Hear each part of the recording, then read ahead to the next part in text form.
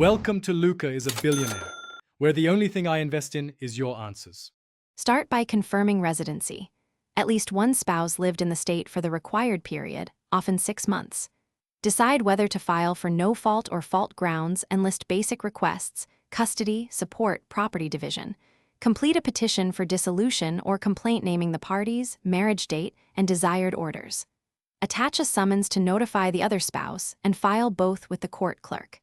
Pay the court filing fee or request a fee waiver, and file the petition plus a summons with the clerk for official case opening.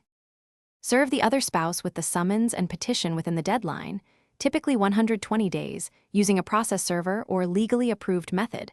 Do not self-serve. The respondent has usually 30 days to file a formal response or risk a default judgment that grants the filing spouse's requests. Meanwhile, exchange full financial disclosures. Income, assets, debts, and a signed financial affidavit include pay stubs, tax returns, retirement statements, and valuations. If children are involved, include a proposed parenting plan and temporary custody and support figures. Attend mediation or settlement negotiations to divide property, set support, and create a parenting plan. Draft a marital settlement agreement if you reach terms and submit it to the court. If agreements fail, request temporary orders for custody, child support, spousal support, and use contested hearings to present evidence such as bank records and pay stubs.